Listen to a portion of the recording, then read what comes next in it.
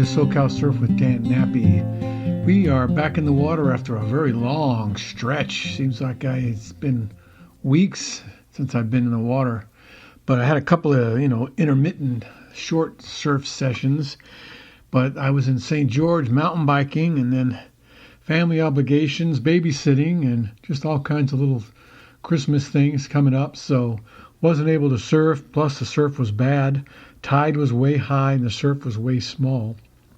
So that makes it difficult at Huntington to break unless it's big enough, which it hasn't been. So I went one time and just caught some shore break waves, so really short session, but it was sunny, and I went later in the day when the tide was going down, but it was weird because the sun was on the other side setting, so as you looked out towards the ocean, you had a sun glare in your face. And usually, when you're surfing the west coast, the sun is on the land side, the sand, so or more to the south, and so you don't get a lot of glare when you're looking out at the water. But it was interesting to see, and you had to kind of squint your eyes sometimes to see the waves coming. But I got a few, and so it was okay. And then we're out of the water for another week, and then today. Back in the water, so it was much colder than when I left, and it's amazing how it changes this time of year. It just drops. So we're in the high 50s right now, low 60s, which makes it very difficult to move in a thicker wetsuit because you're wearing a lot thicker one, so it's heavier. But not bad. I mean, still better than freezing. So I had my booties on as well. So I was comfortable. A little bit of a wind. It was kind of choppy, not bad, but it had a lot of bumps. So kind of stormy-like conditions today. And there was some good size. There were some overhead waves and then some medium ones. And only the overhead waves were the only ones that were breaking further out. And then to catch the little ones inside, you're kind of close to shore. So you had to kind of fight with your distance in and out, trying to find, the right wave at the right size. So a lot of paddling, which is good because I needed that because it was really hard and difficult. You lose your tone so quickly when you don't stick to your sport very much. So I was pretty tired and just kept pushing because I needed to get my muscles back up, even though it's only been, like a month of intermittent surfing. You lose your tone. So you got to stay with it. If you stop, you're going to have to start over. So if you're a surfer, keep surfing. If you're not a surfer, don't start. It was not too crowded, though, today. It was 3 or 4 people around us for the most part. A few more came in towards the end as it got sunnier. But it was spread out where you had to paddle in a lot of different directions, so they weren't bunched up. The only bunching was happening closer to the pier where there was about 4 or 5 people just staying right next to the pier and waiting for those bigger sets. And when they came in, they were good. They were good lefts and rights. The rights were better. Heading south because it was just a longer ride. The lefts were good and steep at first, but then you run right into the pier and it kind of fizzles because the water's deeper around the pillars, so the wave just kind of dies. But it's a short, good ride left. And the good thing about the upside to surfing close to the pier is if you paddle towards the pier, the current pushes you out.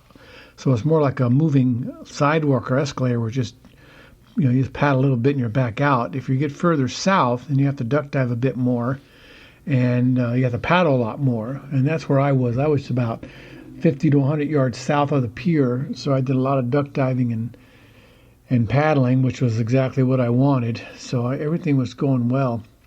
But I got a really good wave, but I didn't stand up. It took off so fast, I just held on, and I was doing a little bodyboarding on my 6-foot board. I was going really fast, so I just stayed low and just rode it on the edge for a while. I was going to jump up, but the wave was already starting to fizzle, so I didn't. And then turning around to paddle back out, of course, that's when the big sets come in. For me, it seems like every time, but I'm sure it's not. So I had to paddle and duck dive under some bigger waves, but the 6-footer, for the most part, can get deep enough that you don't get thrashed around. So it was pretty easy. It was not like a few weeks ago or a month ago, whenever that was, I went to north of Sunset Beach, California, which was those monster hollow waves were just blowing up in front of me. So it was a lot easier than that, so pretty good. Sun came out, but it was kind of hazy, a little bit of a high cloud thing going on. And I think that's because the air is cold. It looked like cold clouds to me. And having spent a lot of time in Utah, I have a pretty good idea what cold clouds look like. I don't know what they're called officially, but the colder air brings a different kind of cloud. They're not puffy and like cotton balls. They're more like streaky, and that's the difference. And the colder air does that. So the air was cold, the water was cold, but not unbearably cold. It was just colder than some of the summer days. And so Craig, my partner, was surfing. He got some really good waves. He got better waves than I did, and he was on a really big board. He got a great ride. We were both looking at it, and he was on the inside, and I said, "This is yours." And, "No, it's yours." "No, you take it." So he took it, and he went right and just had a great ride. And then right after that, he took on another wave that was a little too steep, and he buried his nose, and his board went flying like a rocket out of the water and flipped over and just pulled the leash in the air. So it went really high and really violent. But he came up, he went under the water, so he came up behind the wave, and he didn't get tumbled all that much. His board did all the work on that one. So that's why you don't want to bury your nose on the surf when you're taking off on a wave. It just throws you right over, head over heels, as they say. But other than that, I think we had a pretty uneventful day, pretty easy surf day, really. The waves weren't all that hollow. They kind of broke. We call it mushy or soft, where they crumble up the top and roll down into a wave. But it was still fun, still enough power because they're big enough that you can ride it. And so I'd say overall, good day.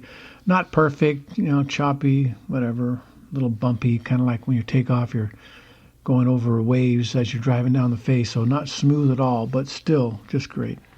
So good to be back in the water, and didn't see any animals today. Rarely. I guess some days you see them and some days you don't. So that's good. So until next time, keep in touch. I will hopefully go tomorrow. We'll start getting on a regular basis here again, and we'll see what happens. Thanks for listening. I'll talk to you later. Great day in SoCal. Oh, and check out our sponsors. Sorry about that. NappyClothing.com, Task Bullet, and Merch Hero, and of course Swing Easy Hammocks. Thanks again for listening. I'll see you tomorrow. Waves willing. Thanks. Bye.